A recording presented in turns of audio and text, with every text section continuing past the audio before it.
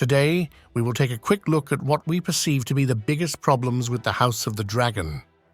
Now bear in mind, this is just our opinion on the matter and is by no means a definitive guide to all the issues the show has, and of course, comparisons to the original series will have to be made in explaining why House of the Dragon is not doing the work of George R.R. Martin justice. The first issue we will touch on is the use of major characters in service to nonsensical subplots. Daemon leaves Dragonstone in Episode 2 of Season 2, heading to Harrenhal in the Riverlands to build his power base. He meets Alice Rivers in this same episode, and while we're not sure if this is a dream or waking sequence, the first thing she tells him is that he's gone to die in this place. And then he proceeds to take advice and seek counsel from her in subsequent episodes, while she very obviously is engaging in a games of manipulation with him with tacit cooperation from the Castellan of the house, Lord Strong. Daemon is cunning and a strong-willed warrior. Why would he accept mysterious potions and advice from a woman who told him he was going to die here? Daemon is not a trusting individual to begin with.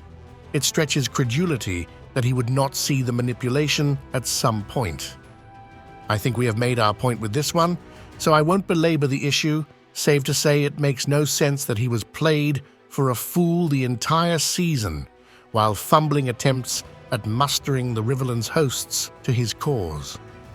None of these experiences with Alice by Daemon has a mentioned in the short story, and I believe they are the better for it. Next, we come to Aemond. Why the Rook's Rest battle was changed so that he would be the cause of Aegon's downfall instead of it happening later on against Baela at Dragonstone is unknown. But being the tactician that Aemond is shown to be in the show and books, why would he rob the Greens of a valuable tactical asset when they are fighting for their lives in a dragon war? But the books show him to be loyal to his family, so why he would cost his side a dragon only to panic later on and try to force Helena into battle? Something all know she's not suited for? This deviation from the books makes no sense because the show doesn't give you a viable reason for Aemond to take such actions. Even if he hates his brother, he's gonna die if they lose this war. They need every dragon they can get. But we've made our point with Aemond. We must also take issue with Alicent's behavior. In the books and in the show, she made it clear to her sons that they were in danger if Rhaenyra ascended to the throne. She spent the whole of Season 1 filling Aegon's head with this paranoia, only to suddenly decide Rhaenyra would make a great queen, before then being convinced by some mumbled words on Viserys' deathbed that Aegon should be heir. The books present her as always seeking to press Aegon's claim, regardless of what Viserys had declared for Rhaenyra. In addition to that, once she and her father press her son into claiming a throne he didn't want, she reacts with resentment when her sons start to fight the war she helped start their way. In the light of her family's losses, it makes sense in the show that she would try to run with her daughter and grandchild to safety, but it makes no sense whatsoever that she would betray her sons onto their very deaths. It makes no sense in context with the books and the show and highlights the show's refusal to sacrifice time to do the work to get the characters to the point where their actions make sense in light of their past behavior.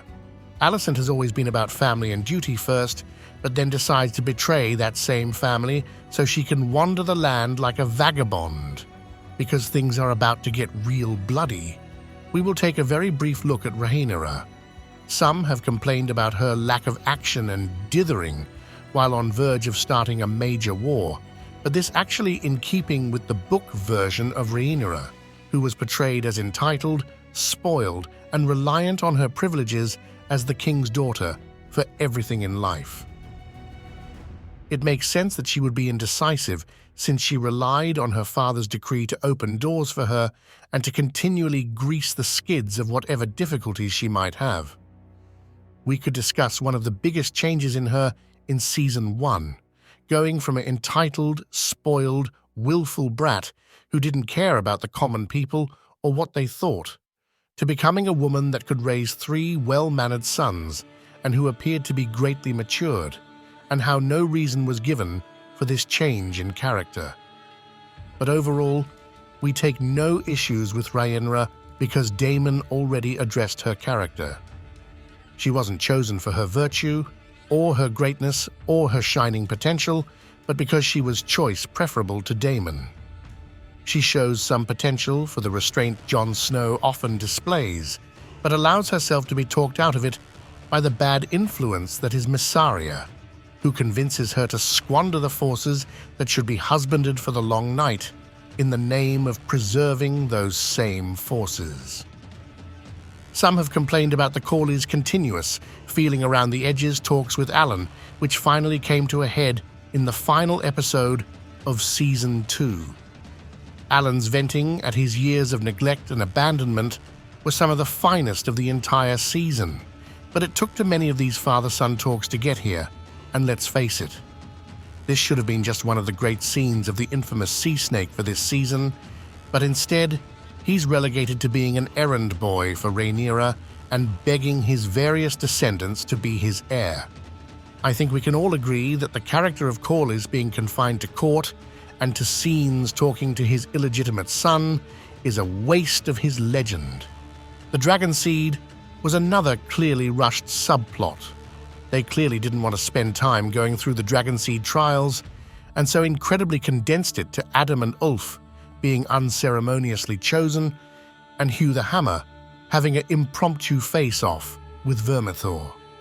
Hugh the Hammer displaying a hear that Vermithor could identify with and bypassing the Valryan words of command was passable, but Adam and Ulf being tracked down by their dragons with no part of the ritual at all just seemed in service to the show's runtime, more than the show trying to say each dragon has its own temperament. The second large issue the series deal with is, of course, pacing. This is due to budget constraints, obviously, as a series that is as battle-heavy as House of the Dragon is going to need to be. Has to try fill up the time between battle with events they think are interesting, even when it seems to drag. The show can only do so many battles in one season, so of course, the book-savvy audience is left wondering why they didn't have the battle they should have had at this point in the story and why some events are out of order. People are right to be critical of why there was one major battle in an entire season when a series has been hyped on dragon versus dragon action, but as that is budget-driven and not a result of mishandling the source material, we will digress.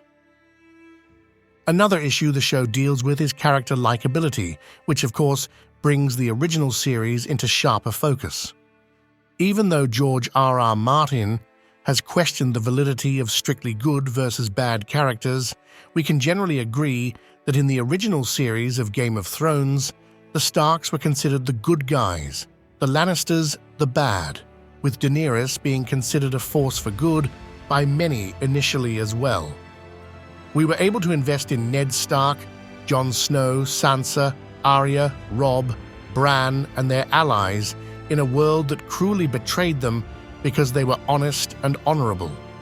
Tyrion had a sort of honor and a compassion for the commoners and downtrodden and didn't want to see lives lost needlessly.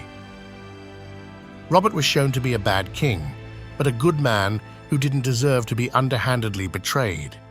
Cersei and Jaime and Tywin were outright villains, with Jaime going through a redemption arc of sorts for the suffering he went through and in forging a relationship with Brienne. We saw the Stark children grow up in the midst of betrayal, and so we rooted for them. Even if you rooted for Cersei, you did so because you were invested in the characters.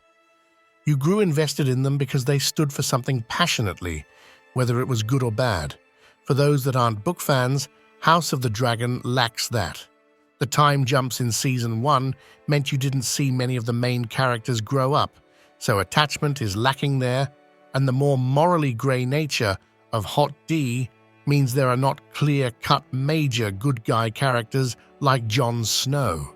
Many people reacted positively to Cregan despite his brief appearance because he brought back the nostalgia of the Starks' commitment to duty and honor despite the high cost.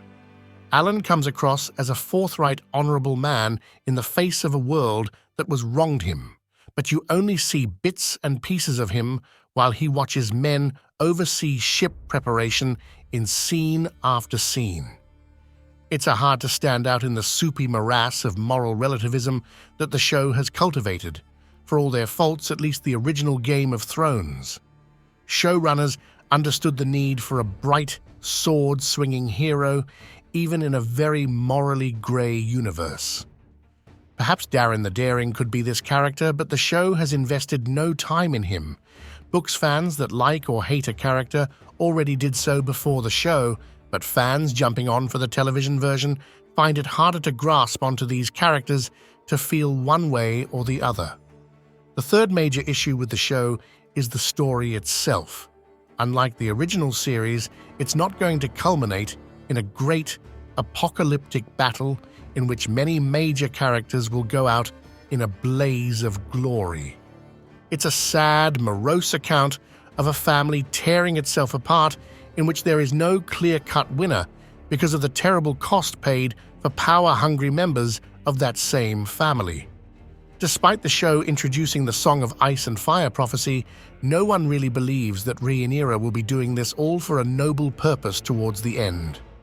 She will be an angry, bitter, power-hungry woman, lashing out at all those she believes have wronged her, having failed in that task set to her by her father to prepare the Seven Kingdoms for the White Walkers. A far cry from the call to duty and honor that is personified by House Stark. We won't even be able to get the bittersweet ending that Gurm has been promising us for years. We won't get the feeling that the heroes and villains survived something so terrible that life must take on a new, precious meaning, as we have to look forward to, at least in the books. The fourth major issue is the show tying itself to the original series in the worst ways. If perhaps they sought to correct the missteps in the past and say that the long night we saw in the original series was just the first entry in a great war with the White Walkers, then that is something that could excite many fans. But if all they are doing is saying that this whole thing leads to an end at the disaster that was Season 8, then one could easily see how that is not the best idea. It also calls into question the futility of the new series itself, as they are in command of armies and a number of dragons that vastly outnumber the forces Jon Snow and Daenerys were able to muster, and wasted it all in family dispute over who got to hold the most real estate.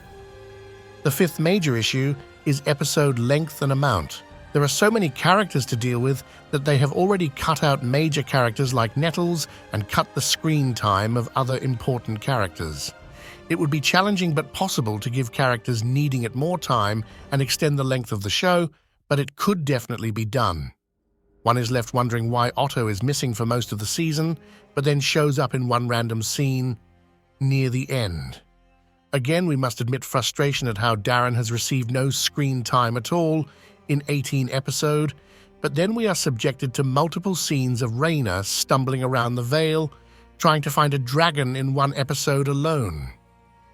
The decision to only have 8 episodes may have perhaps been a budgetary one, but it definitely hurt a more coherent story in this season. There are more issues with the show that we can broach, but these are the main ones that are keeping fans from connecting with the show like they probably could. At the end of Season 2, we're left with the sense that all the entire season tried to tell us was just wait for Season 3. Love him or hate him, and certainly he has a passionate group of fans that do both, the show has fallen short of the sheer literary genius of George R.R. Martin thus far, and it remains to be seen if it can regain its momentum in doing justice to George R.R. Martin's wonderful work of Ice and Fire. But in the world of George R. Martin's Ice and Fire, anything is possible.